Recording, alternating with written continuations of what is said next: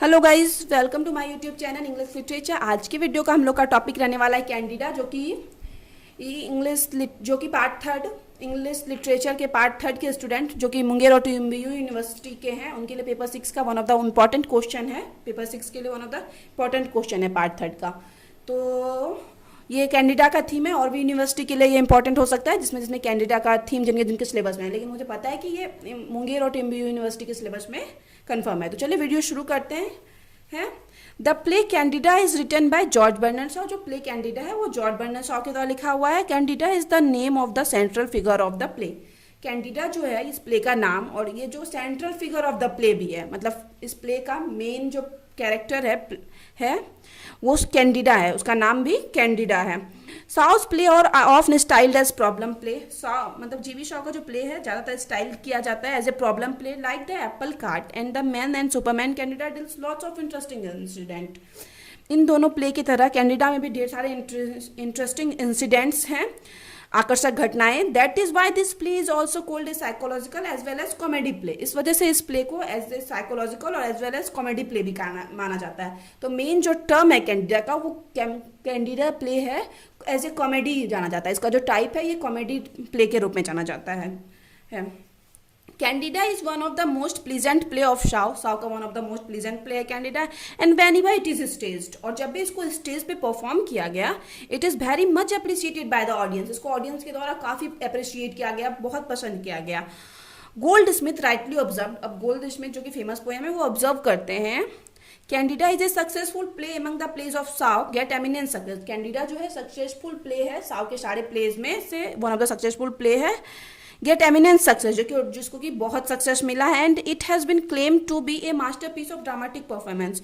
और इसको नाटकीय प्रदर्शन, मतलब ड्रामेटिक परफॉर्मेंस का एक उत्कृष्ट कृति, बहुत अच्छा कृति माना जाता है, या इसका दावा किया जाता है कि ये बहुत अच्छा, मतलब नाटकीय प्रदर्शन की उत्कृष्ट कृति होने का ऐसा दावा किया जाता है कैंडिडा के लिए।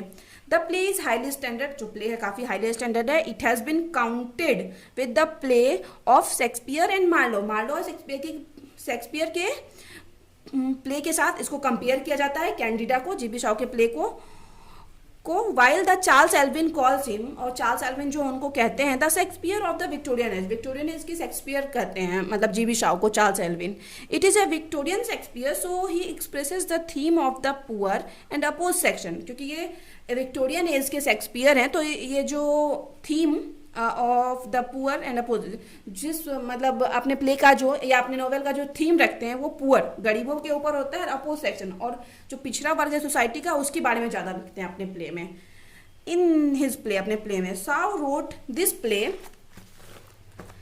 In three act. साउ जो है इस प्ले को लिखते हैं 3 एक्ट में। एंड ईच एक्ट डील्स 4 और 5 सीन, और सारे एक्ट में 4 और 5 सीन्स है। It is written in 1894। ये बहुत इंपॉर्टेंट लाइन है, लेकिन रह गया था, उसको बाद में लिखे हैं। ये जो लिखा गया इस प्ले को 1894 में लिखा गया, एंड फर्स्ट पब्लिश्ड इन 1898।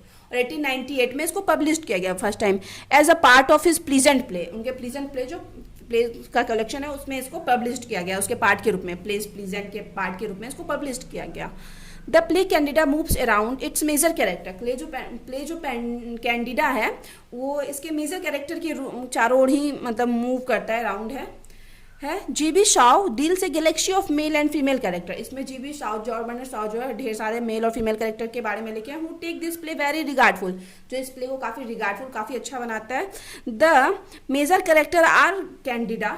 सबसे मेन कैरेक्टर जो है वो Candida, James Morell, Eugene Marchbank, Proserpine, Mister Burgess and Alexander Mill, जो कि लेक्सी के नाम से जानी जाती है। The author mostly focus to the role of Candida. लेकिन ऑथर जो है मोस्टली कैंडिडा के रोल पे फोकस करता है, जिसके नाम पे ये प्ले का नाम है।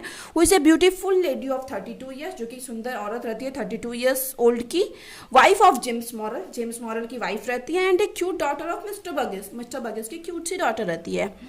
James Morell and Mister Burgess does not like each other. मतलब ये लोग एक दूसरे को ज़्यादा पसंद नहीं करते हैं, जेम्स मॉरल और Mister बगेस।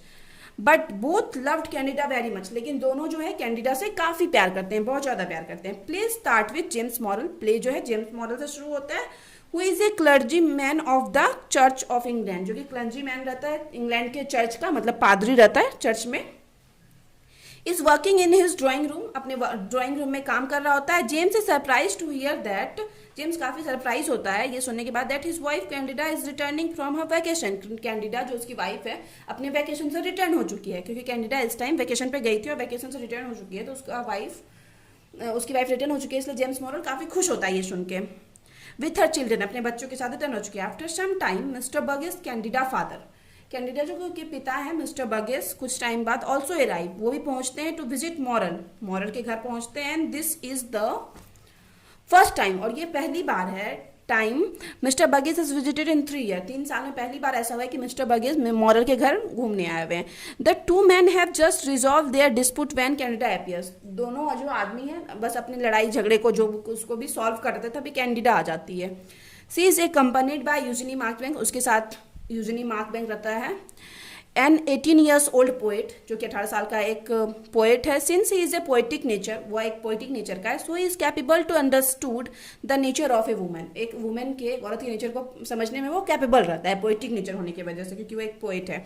He is completely devoted and fall in love with Candida, ये जो यूजिनी मार्कबैंक है ये पूरी तरह से डिवोटेड है कैंडिडा के लिए, समर्पित है और fall in love with Candida, और उसको कैंडिडा से प्यार भी रहता है।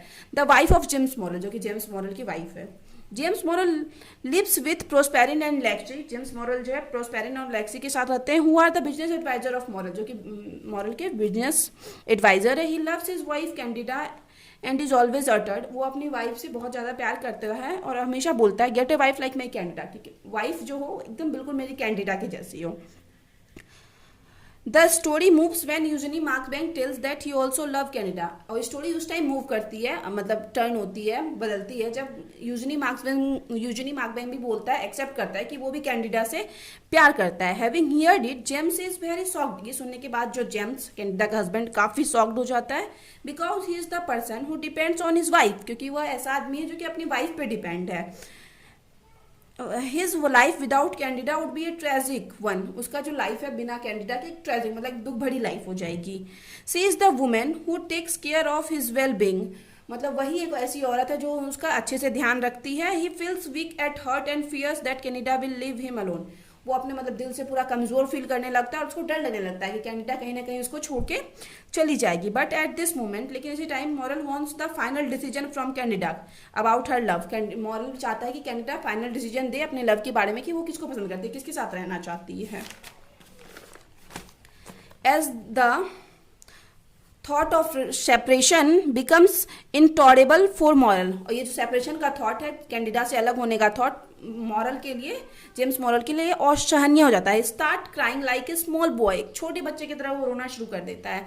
At the moment when he is about to fall down, मतलब ड्यू टू ग्रीफ, मतलब दुख की वजह से जैसे ही गिर रहा था वो, मतलब रोते रोते जमीन पे गिरने वाला होता है। कैंडिडा होल्ड्स हिम, कैंडिडा उसको पकड़ लेती है। She tells him that she has realise that Morell can not live without her, और वो उसको बोलती है कि मुझे पता है कि मॉरल मेरे बिना नहीं रह सकता है, तुम नहीं रह सकते मेरे बिना।